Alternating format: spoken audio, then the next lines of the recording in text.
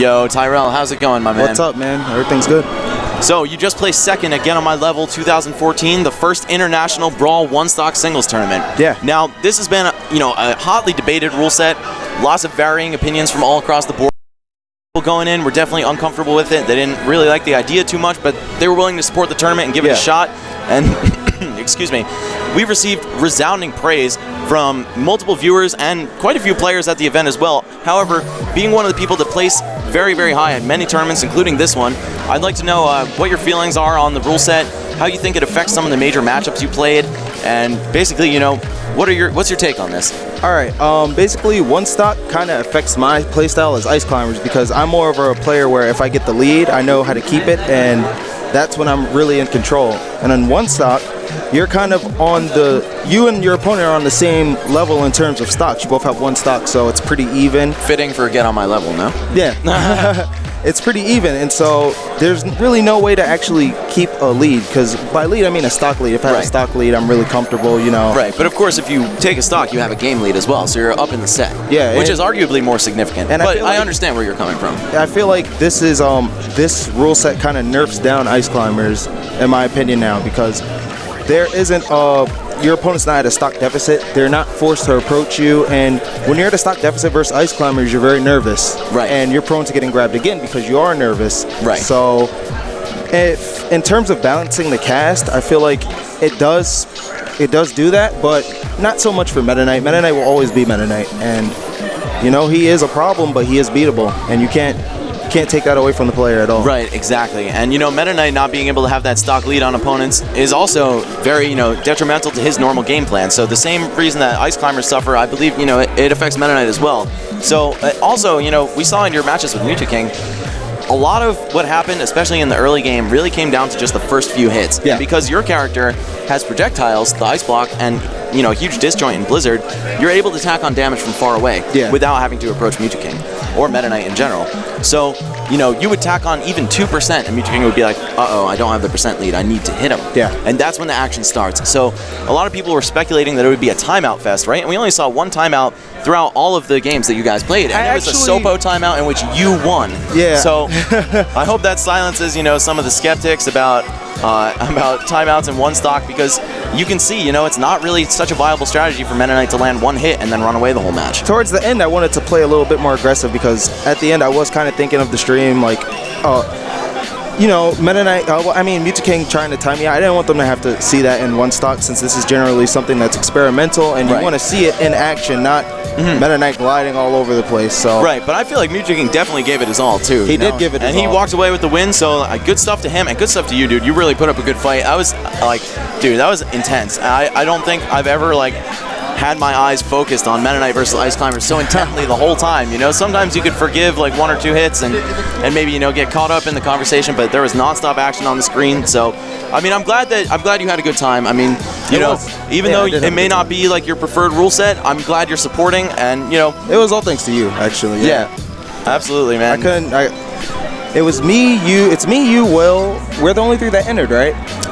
Yeah, I believe so. For my region, yeah, I couldn't. And X-Ax too. Okay, I couldn't have my region just, playing without me. Right, exactly. And hey, man, you represented us very well. You got second place. I'm really proud of you, man. Good stuff. And first place in doubles, you guys were really tough for us to beat too. So good stuff all around. Also, your opponent in grand finals was your teammate for the tournament. So how do you think that affected the gameplay between you two? We know each other really well. Back home, we usually go back and forth, him winning sometimes more sets. Right, yeah, that's what I estimated when I was talking about it before, so I'm glad I had that right. It can go either way, really, but Mewtwo King is a really amazing player. It's like, his Meta Knight is kind of like the Ice Climbers in the sense where you have to play perfect or you're going to lose. Right, exactly. He can convert one hit into death. Exactly. He makes you play perfect for playing a character that forces him to play perfect. Right. So, I can't even be mad, That's that. I lost. The only thing I could do is get better, try again next time. And do you feel like the one stock format was a true determinant of skill in the matchups that you played? True determinant of skill? What do you mean? As in, it wasn't, inconsistent, anyone can win kind of stuff. It was, Well, in my matches, no, but across the board, other people were complaining about their own matches. But personally, my matches, they kind of went how they were supposed to go, or how they would be predicted to go. So yeah, most of the upsets that we saw at this tournament, I feel were completely within the realm of possibility in 3-stock anyway. And there was nothing really extreme in the world of upsets. I think the craziest one we saw though was Red X versus Will. How about Chris Fisher's Leon? I mean, it's happened before, I believe. In it has. Yeah, and they have a lot of experience playing against each other, so anything can happen, man. And we saw Leon beat Will as well, so just good stuff all around. Everyone put on a great show, both on this stream and on the EMG stream.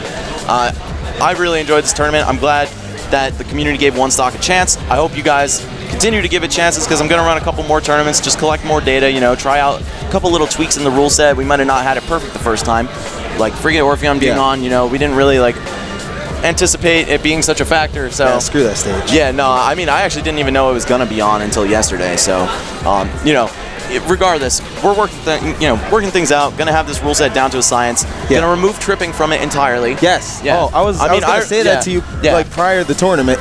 Yeah, I run all of my tournaments with tripping off. Unfortunately, I'm not one of the main hosts of this tournament, so I couldn't go around with every Wii with an SD card. Okay. But nonetheless, it's very easy to disable tripping with an SD card.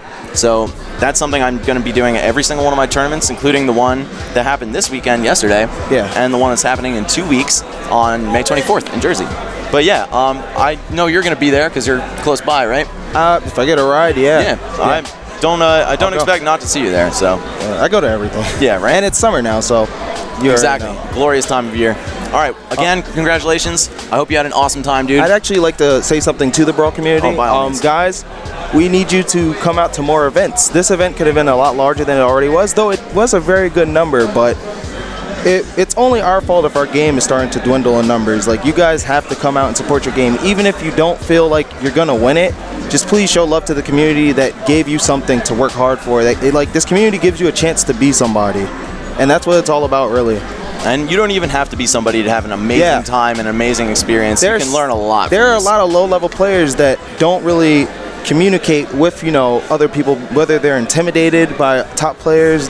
You can come up to us, we don't bite. Yeah, dude, this is one of the most relaxed, non-Hollywood social environments I've ever been in. Nobody is really cliquey.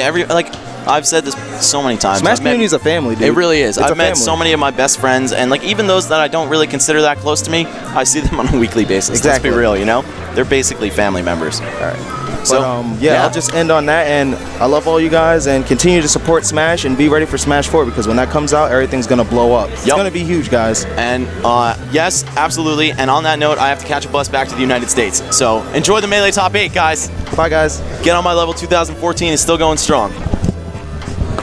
Juice Doom and the Cat signing off.